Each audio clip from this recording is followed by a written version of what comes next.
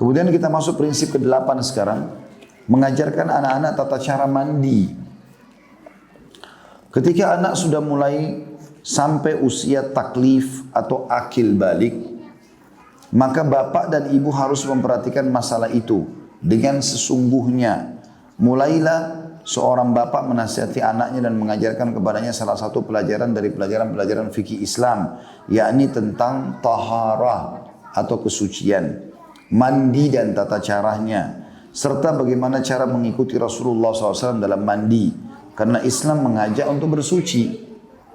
Dari Ummul Mukminin Aisyah radhiyallahu anha bahwa Nabi SAW apabila beliau mandi karena junub, beliau memulai dengan mencuci kedua tangan beliau, lalu berwudu seperti wudu ketika hendak sholat, lalu memasukkan jari-jari beliau ke dalam bejana, kemudian beliau menyela-nyela pangkal-pangkal rambutnya, lalu beliau menuangkan 3 gayung air ke kepala beliau dengan kedua tangan beliau, lalu beliau menuangkan air ke seluruh kulitnya. Hadis ini riwayat Bukhari nomor 248, 262 dan 272. Imam Muslim 316. Jadi ini cara Nabi SAW mandi junub ya. Beliau basuh dulu telapak tangannya. Ini orang dewasa pun lakukan itu. Kemudian mencuci kemaluan kalau dalam kondisi junub sampai bersih. Setelah itu uduk seperti uduk sholat, baru kemudian mengambil air. Kalau kita sekarang kalau tidak ada bejana atau sudah tidak pakai ember atau bak di rumah, kita pakai kerannya dijalankan, airnya jangan terlalu kencang supaya tidak mubadzir. Dibasahi ujung-ujung jari kita, lalu dipegang sisi pangkal kepambut ya, sisi kanan, sampai terasa kayak air itu menyentuh kulit kepala, lalu kemudian siram 3 gayung di sebelah kanan, lalu seluruh tubuh setelah itu. Dan ini cara mandi seperti ini harus kita hafal di luar kepala, karena memang cara mandi junub, baik yang sudah menikah ataupun yang belum menikah. Kalau sudah menikah tentu lebih pantas untuk mempelajarinya. Jadi bukan cuma sekedar nyalain shower lalu mandi. Sayang, boleh saja itu sudah menutupinya, yang penting dia sudah mandi. Tapi menggunakan tata cara ini adalah sunnah Nabi SAW. Sudah mandi dapat pahala gitu kan. Sudah seger dapat pahala, kenapa nggak dilakukan? Dan kita harus, di sini yang kita tarik ya kepada anak-anak adalah membiasakan mereka bersih. Ya, itu harus dimulai dari diri kita ya. Kalau dasarnya ibu bapaknya malas mandi ya susah, gitu kan. Ya, dia malas sikat gigi ya susah, gitu kan. Bagaimana dia mau didik anaknya? Dan dari kecil anak-anak harus dibiasakan, ya, diajarkan mereka sikat gigi. Ya, pada saat bangun tidur, mereka pada saat mau tidur, ya. Di siang hari misalnya habis makan dan segala macam mereka sikat gigi. Dan itu sunnah Nabi SAW bersiwak ya. Tapi kalau siwak tidak ada maka menggunakan sikat gigi misalnya. Dan itu membiasakan diri dengan kebersihan. Membiasakan kalau cebok diajarin caranya gitu kan. Jangan dibiarkan saja anak-anak begitu. Masuk kamar mandi lalu dia kencing sendiri, sudah cebok nak sudah. Dan tak pernah tahu apakah dia bersih atau tidak, benar atau tidak gitu. Saya pernah lihat begitu. Anak saya masuk kamar mandi masih kecil laki-laki. Kemudian dia masuk, lalu saya lagi duduk ngobrol sama istri. Dan dia bilang, berarti mau kencing. Baik, saya tadinya mau tahu sudah dididik belum sama istri saya gitu. Lalu saya tanya, istri saya kenapa enggak temanin kamar mandi? Dia bilang dia sudah tahu caranya. Berarti sudah diajarin. Baik, saya masuk kamar mandi saya lihat, itu dia buang air kecil. Nah, saya laki-laki saya lihat dia kencing ya dengan cara berdiri, gitu kan? Walaupun itu boleh dalam Islam, tapi sunnahnya duduk, gitu kan? Dia berdiri, kemudian pada saat cebok ternyata dia tidak tahu caranya. Dia belum tahu gitu. Jadi tangan yang bekas dia pegang, maaf kemaluannya tangan kiri, itu yang dipakai untuk pegang spoitnya, gitu kan? Yang ada najis di situ, kemudian disemprot dan airnya begitu kencang, nyemprot kemana-mana di kamar mandi. Akhirnya dia memegang lagi air yang dia semprot itu, diambil sebagiannya, sentuhkan tangannya lalu dipegang, dicucikan kemaluannya, hanya disentuh sedikit lalu ditutup sama dia. Dianggap selesai. Tapi ini sekarang kencingnya sudah dibar kemana-mana karena bekas kencing tadi. Contoh saja. Maka saya coba ajarkan, nak begini caranya. Begini caranya. Mungkin sekali 2 kali saya sudah cukup. Apalagi anak perempuan ya. Dan ibu harus lebih punya kewajiban masalah itu menjaga kebersihan kemaluannya, ini kebersihan rahim, bagian daripada syariat kita, gitu kan. Sampai di dalam hadis Nabi SAW, saking pentingnya menjaga masalah kebersihan kemaluan itu, Kata Nabi SAW kepada laki-laki, kalau kalian pulang di malam hari, jangan pulang ke rumah kalian kecuali kalian sudah beritakan kepada istri kalian atau para wanita agar mereka sempat menyisir rambut dan mencukur bulu kemaluan, maksudnya membersihkan kemaluannya. Karena umumnya orang interaksi biologis kalau datang dari safar gitu kan. Maka itu anjuran dalam syariat. Agar bisa menyisir rambut, selalu rapi. Kalau perlu jangan berikan kesempatan ibu-ibu suaminya melihat dalam kondisi berantakan. Itu juga si suami. Dia berusaha maksimal agar pasangannya tidak pernah lihat dia berantakan. Dia masuk kamar mandi, dia bersihkan dirinya semua, baru ketemu dalam kondisi sudah segar, sempurna. Itu harus dibiasakan.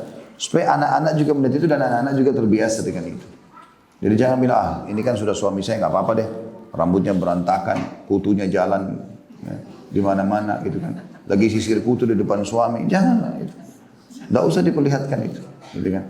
Ini kutu saya banyak nih taruh di depannya, diperlihatkan untuk apa? Mau digorengin buat suami, kan tidak mungkin. Kan nggak perlu. Jadi jangan buka celah ada penilaian negatif dari pasangan. Itu anjuran syariat gitu kan. Makanya dikatakan Nabi SAW sebelum masuk ke rumah, boleh selalu bersiwak. Sebelum bertemu istri memang sudah bersihkan dulu. Alaihissalam mengatakan itu. Dan ini sunnah, artinya sebelum interaksi lah, gitu, dianjurkan. Maka ini semua akan sangat membantu kebersihan, interaksi dengan orang. Dan ini juga kalau kita ajar kepada anak-anak sangat baik.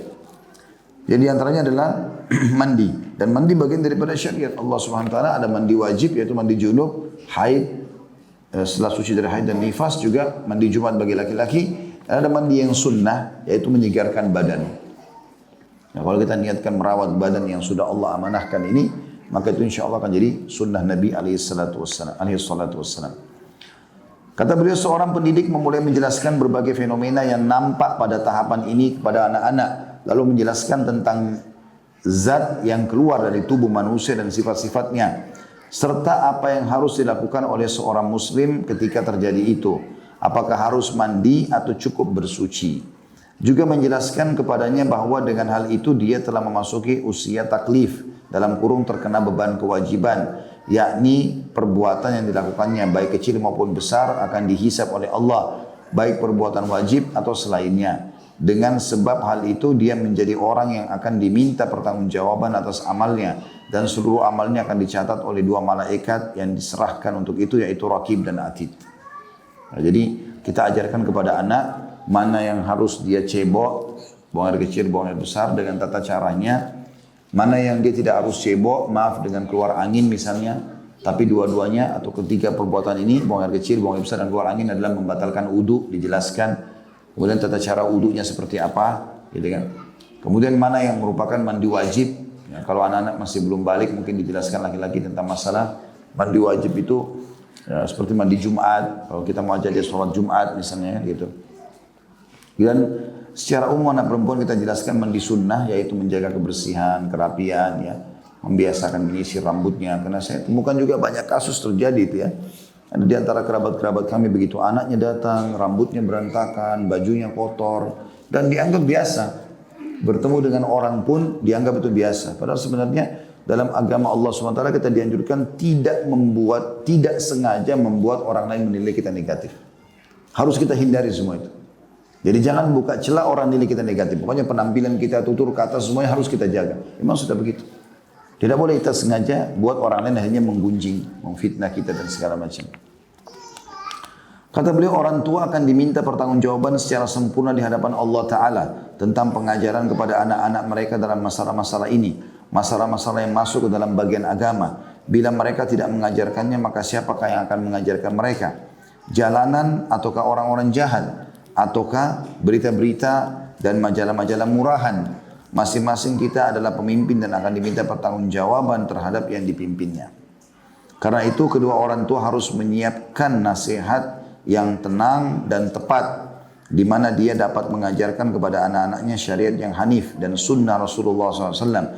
Juga perjalanan para sahabat dan orang-orang salaf yang saleh.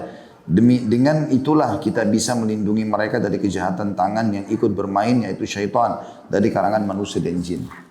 Ada juga yang saya ingin berbagi teman-teman yang saya pakai retorika ya. Jadi kalau saya mau menanamkan sesuatu juga, tidak ada salahnya kita menyiapkan hadiah. Ya. Kayak misal mereka sangat suka dengan permen umumnya atau es krim. Maka bisa Bapak Ibu misalnya beli 2 macam atau 3 macam dari permen dan juga dari es krim itu. Kemudian hubungkan setiap bagian itu dengan prestasi tertentu. Misal sekarang duduk, baca bismillah, makan dengan tangan kanan. Ya. Kalau itu dijalankan, maka ibu atau ayah akan kasih hadiah yang kedua. Saya pernah terapkan itu. Yang tadinya mereka makan berantakan, itu jadi rapi. Karena mereka tahu ada hadiah yang kedua. Gitu. Ya. Atau kita hubungkan misalnya, sekarang makan ini ya, nanti kalau bisa membaca surah Al-Asr, maka ayah atau ibu akan kasih hadiah yang kedua. Kita perlihatkan, ini nggak boleh kecuali harus ya dilakukan. Dan saya melihat yang tadinya mereka kalau makan itu sering berantakan, belepotan, jadi enggak, karena kita hubungkan dengan itu. Nah, ada pendidikan dalam masalah seperti ini. Dan betul tahapannya kita kasih semua. Tahapan yang setelahnya, nanti tahapan yang kecil kita pikir apa lagi nih, misalnya dia harus lakukan apa, gitu kan? Termasuk misalnya buang sampahnya. Saya bukain es krimnya, ini ya. Kalau dia mau terima tangan kiri nggak boleh. Tangan apa? Tangan kanan. Baca bismillah. Makanya duduk ya. Terus plastiknya saya kasih ke tangan kirinya. Ini buang ke sampah sekarang. Yang kakak duluan antar. Setelah dia lihat, adiknya lihat ya. Sekarang ikut ya. Pendidikan.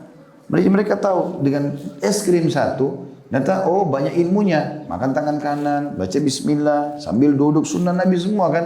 Terus sampahnya dibuang ke tempat sampah. Ini semua hal-hal yang sangat baik untuk kita tanamkan dalam pendidikan anak-anak. Itu prinsip yang ke-8. Intinya kita membiasakan anak untuk bersih. Dan jangan pernah menghayal teman-teman anak kita begitu beranjak dewasa balik kemudian dia jadi orang bersih kalau kita dari kecil tidak didik itu. Jadi kita harus biasakan. Ya, biasakan mereka dengan kebersihan, kerapian gitu kan.